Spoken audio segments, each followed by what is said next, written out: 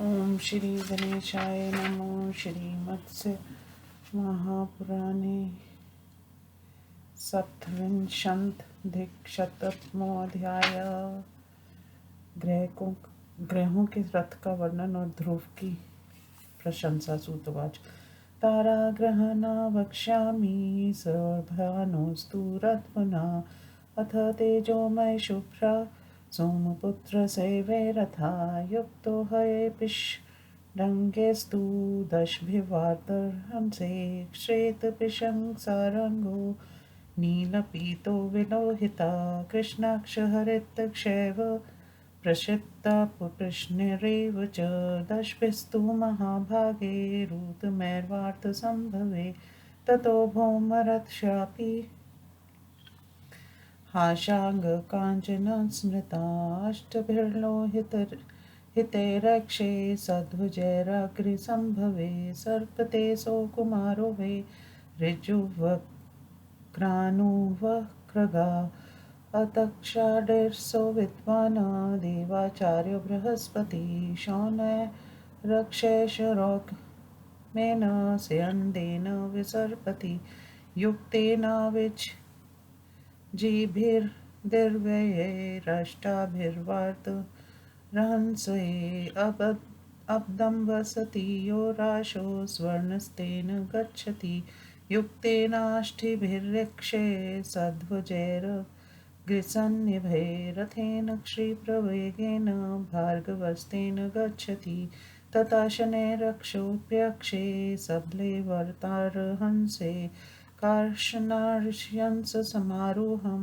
स्यन्दन् यातसोशनी स्वर्भानोस्तु यथाष्टाक्षा कृष्णावेवातरहंसः रथं तमोमय तस्य वहन्ति समसुदंशिता आदित्यनिलयो राहु सोम गच्छति पर्वसु आदित्यमेति सोमा च तमसो नीतेषु पर्वसु तथा केतुमत्सत्वक्षाष्टोत्वे वातरन्हस पलालधूमवर्णाभा क्षामदेहा सुदारुणा अतेवाह ग्रहाणावे मया प्रोक्ता रथे सह सर्वे ध्रुवे निब्ध्वस्ते निब्ध्वा वातरश्मिभिः अतएव भ्राम्यमाणास्ते यथा योगं वहन्ति वे वायव्याभिर्दृश्याभिः प्रपदा वातरश्मिभिः परिभ्रमन्ति तद्भ्रता चन्द्र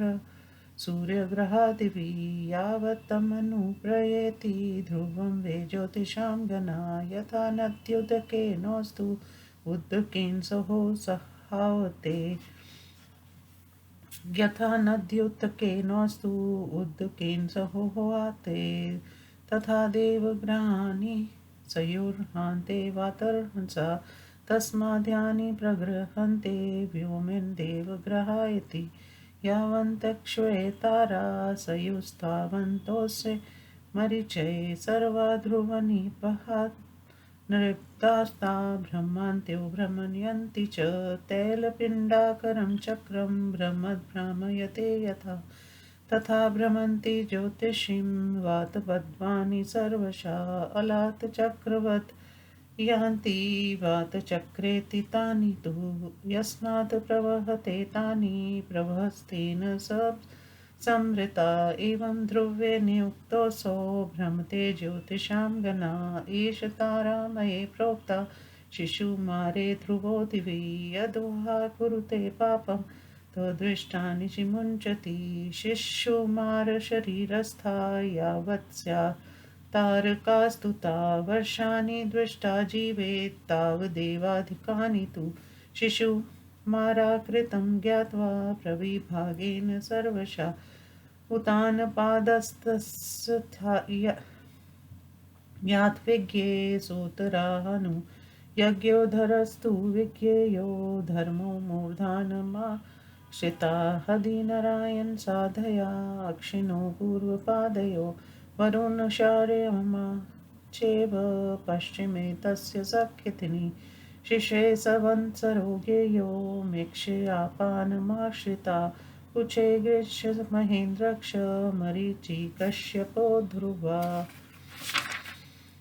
एष तारामये स्तम्भो नास्तमेति नवोदयं नक्षत्रचन्द्रसूर्याक्ष ग्रहास्तारान् गणे सह तन्मुखाभिमुखा सर्वे चक्रभूता दिवि स्थिता ध्रुवेनाधिष्ठिताश्रये ध्रुवमेव पदेक्षिणं पर्यान्ति सुरश्रेष्ठं मेढीभूतं ध्रुवं दिवि आगृधकाश्यपानां तु तेषां सौपर्म ध्रुवा एक एव भ्रमत्येष मेरोरन्तर्मूर्धनि ज्योतिषां चक्रमादाये आकर्षस्तधोमुखा मेरुमालोकयन्नेव प्रतियाति प्रदक्षिणम् इति श्रीमत्स्य महापुराणे भुवनकोशे ध्रुवप्रशंसानां सप्तविंशत्यधिकशततमोऽध्याय हिंदी अनुवाद।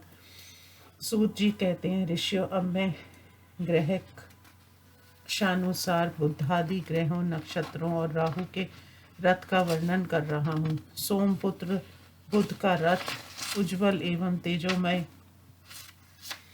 है। उसमें वायु के समान वेगशाली पीले रंग के 10 घोड़े जोते जाते हैं। उनके नाम है श्रेष्ठ, पिंग, सारंग, नील, पीत, विलोहित, कृष्ण, हरित, प्रेषित और पश्चिमी। इन्हीं महान, भाग्यशाली, अनुपम एवं वायु से उत्पन्न 10 घोड़ों से वह रथ युक्त है। इसके बाद मंगल का रथ सुवर्ण निर्मित बतलाया जाता है। वह रथ के संपूर्ण 8 अंगों से संयुक्त है तथा लाल रंग वाले 8 घोड़ों से युक्त है। उस पर अग्नि से प्रकट हुआ ध्वज फहराता रहता है। उस पर सवार होकर किशोरावस्था के मंगल भी सिद्धि एवं कभी वक्र गति से विचरण करते हैं। अंगिरा के पुत्र देवाचार्य विद्वान बृहस्पति पीले रंग के तथा वायु के से वेगशाली 8 दिव्य अक्षों से जुते हुए सुवर्णमय रथ पर चलते हैं। वे एक राशि पर 1 वर्ष तक रहते हैं, इसलिए इस रथ के द्वारा स्वाधिष्ठित राशि की दिशा की ओर दोनों गतियों से अपना वर्ग सहित जाते हैं।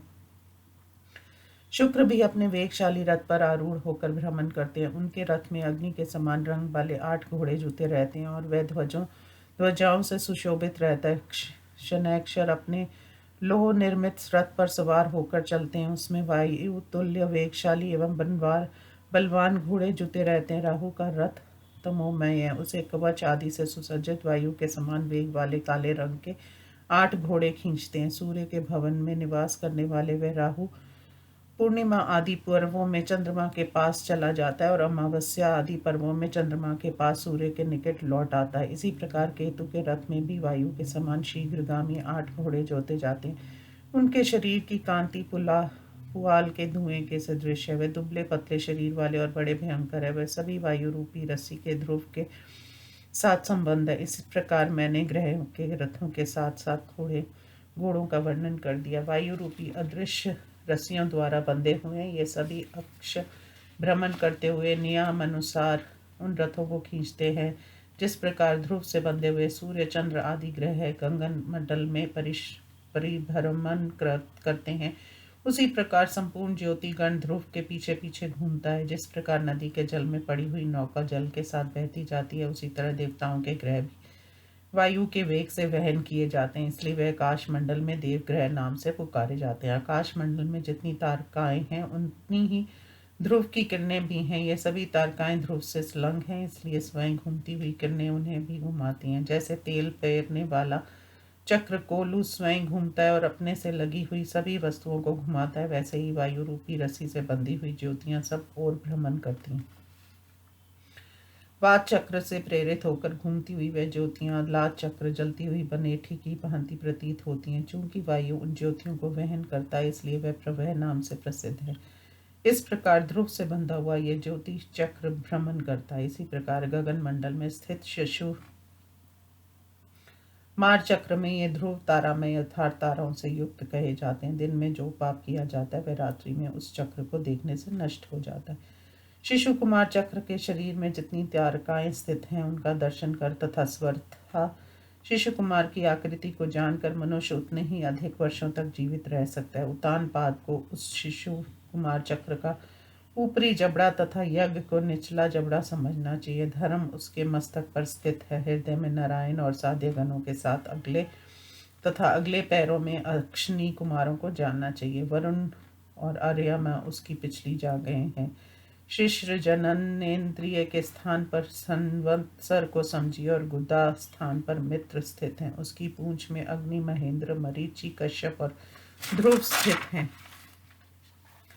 तारों द्वारा निर्मित ये स्तंभ नक्षत्र, चंद्रमा, सूर्य, ग्रह और तारा गणों के साथ न अस्त होता है न उदय, अपितु ये सभी आकाश में चक्र की तरह उसके मुख की ओर देखते हुए स्थित हैं। ये ध्रुव से अधिकृत होकर आकाश स्थित मेढ़ीभूत सर्वश्रेष्ठ ध्रुव की ही प्रदक्षिण करते हैं। उन आगरीध्र तथा कश्यप के वंश में ध्रुव की सर्वश्रेष्ठ है। ये ध्रुव अकेले ही मेरु के अंतर्वर्ती शिखर पर ज्योति चक्र को साथ लेकर उसे खींचते हुए भ्रमण करते हैं। उस समय उनका मुख नीचे की ओर रहता है। इस प्रकार वे मेरु को प्रकाशित करते हुए उसकी प्रदक्षिणा करते हैं।